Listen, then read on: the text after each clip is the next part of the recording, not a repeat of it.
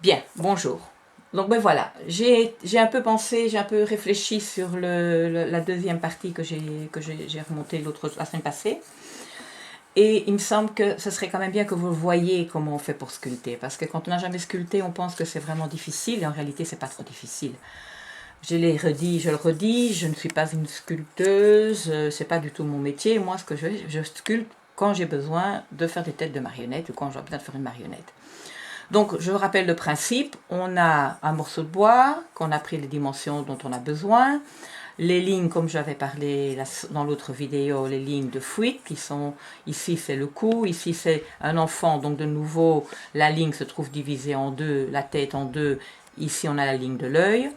Et je l'ai reporté à partir de celui-ci que j'ai un peu transformé parce que le bois est un peu plus fin pour avoir donc une tête ronde.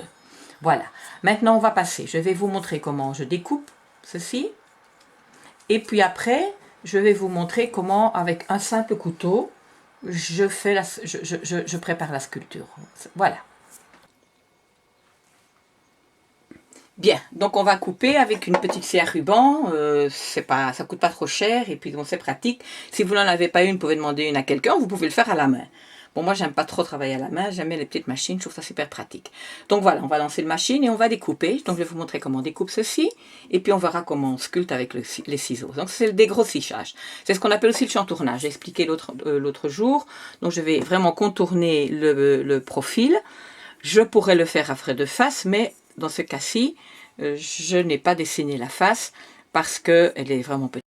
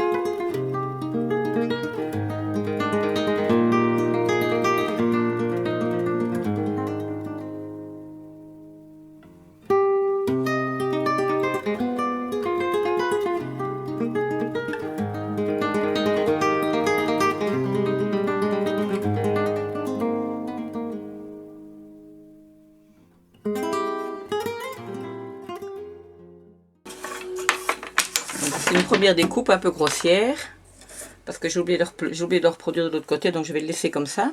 Et on va le prendre de face. Donc ici on a le nez, on a la bouche, on se demande comment de ça, ben, on va arriver à ça. À ça. Donc il y a une étape entre les deux. C'est ce que je voudrais vous montrer. Donc ici, pour me faciliter la tâche, ici j'ai perdu mes lignes. Donc je vais reproduire ma ligne, qui est toujours très important de l'avoir. Je ne l'ai pas perdue, mais la tête était un peu plus petite. Donc voilà, j'ai quand même un petit point ici pour me retrouver. Mais donc c'est quand même très important de toujours, quand on a coupé, de revenir avec toutes les lignes de fuite qui ont disparu. Il faut absolument pas les perdre. Et ici aussi, on les garde parce que ça va être aussi, ça c'est la pointe, le sommet. Et comme j'ai ici mal coupé, enfin le coupé, c'était un peu coupé à la brute, je vais, c'est pas grave tout ça, je la reprends ici et voilà. Et donc ici j'ai mon point central, d'accord? Donc ça je le garde. Et cette ligne-ci aussi elle est importante parce que c'est celle qui va nous faire après, nous mettre les points d'attache de la tête.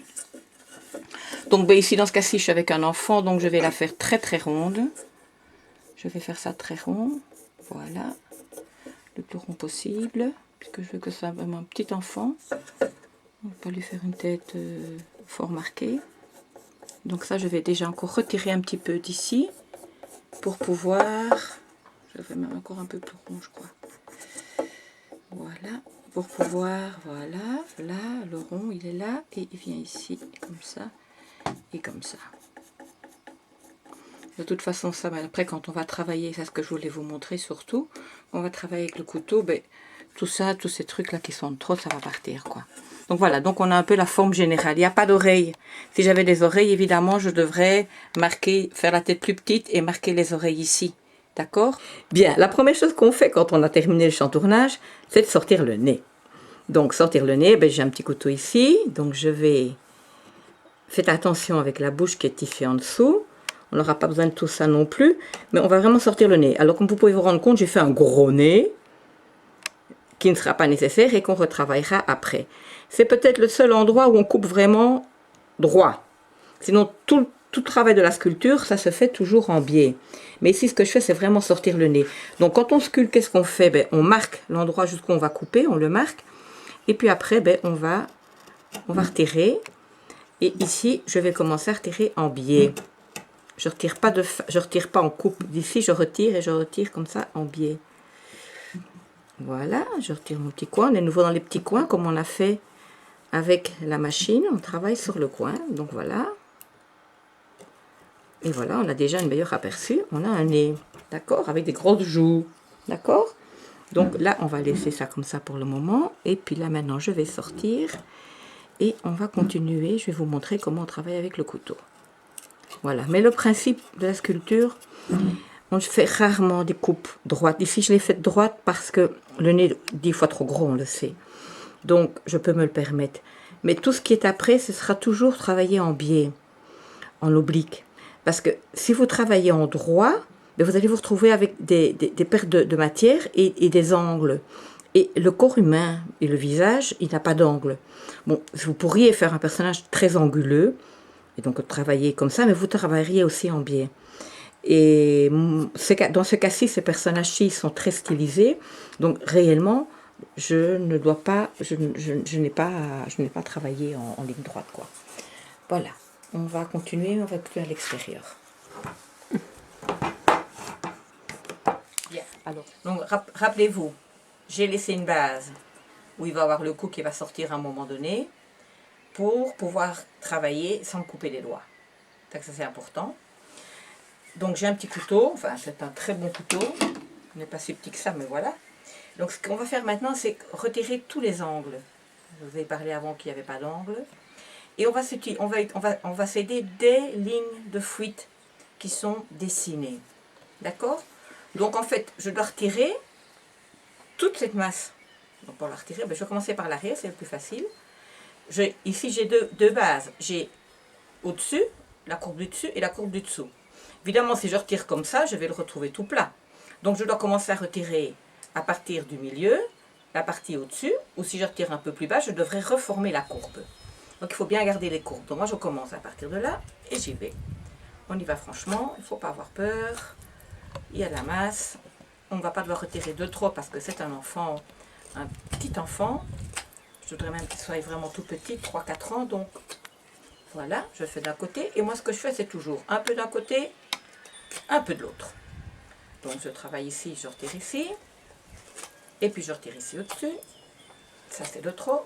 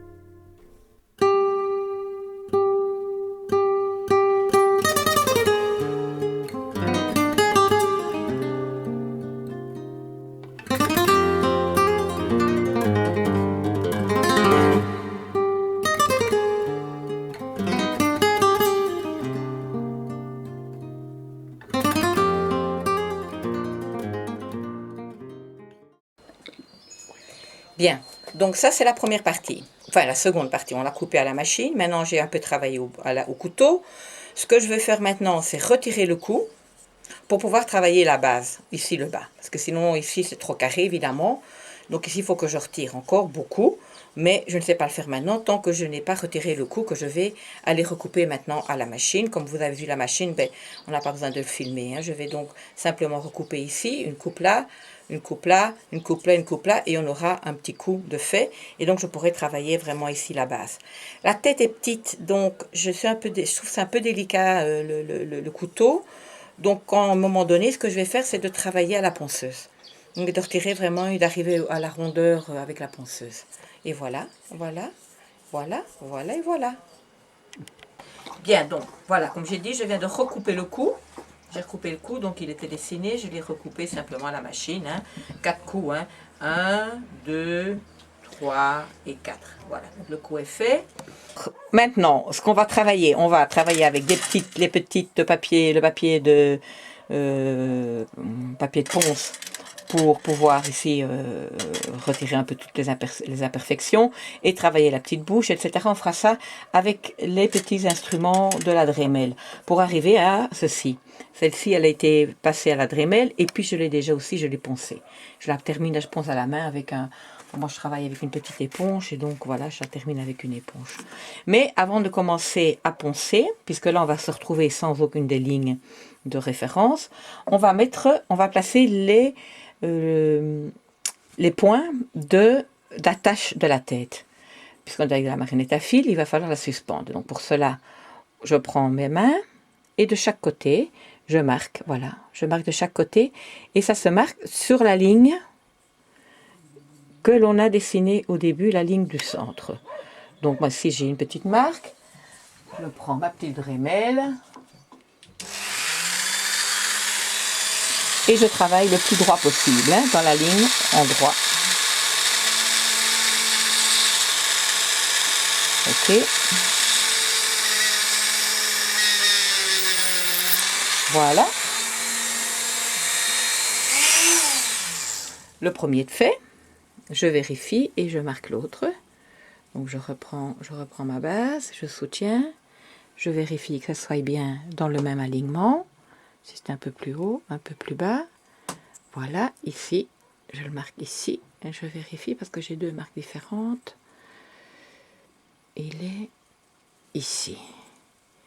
Effectivement, un peu plus bas. Voilà.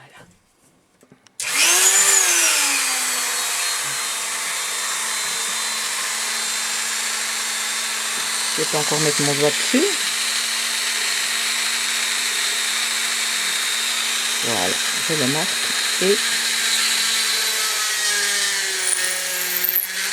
et j'en fais un deuxième, un troisième en dessous, qui va être le point d'attache. Même si c'est pas droit là, c'est pas grave. C'est vraiment l'intersection qu'on doit garder, à l'intersection des deux lignes. Voilà, quand j'ai mes intersections, donc je vérifie mes points ici, hop et hop. Elles sont sur la même ligne, elles ont le même niveau. Et en dessous, voilà. C'est voilà comme ça. Et donc à partir de là, eh bien, je vais poncer, prendre la ponceuse et je vais retirer un peu tout ce qui est autour. C'est le même principe que ce qu'on a eu pour la sculpture, c'est-à-dire que je retire, je retire, je retire, je retire. J'enlève un peu, j'enlève un peu, j'enlève un peu, j'enlève un peu. Toujours un peu en oblique pour garder la forme. Parce que si j'enlève un plat, ben, en réalité, je renforce le plat que j'ai là, puisque je veux que ce soit rond. Donc je vais devoir poncer comme ça, comme ça, comme ça, comme ça, comme ça, comme ça, comme ça, comme ça, tout ça en oblique. Même chose de l'autre côté. Et puis je fais la même chose ici à l'arrière. Je ponce comme ça, je ponce comme ça, je retire toutes les imperfections. Et le cou, ben, le cou il va être vraiment tout petit. Donc ça c'est trop en fait. Donc je vais avoir un cou qui va venir jusqu'ici. Donc et je l'élimine pour arriver à ceci. Voilà.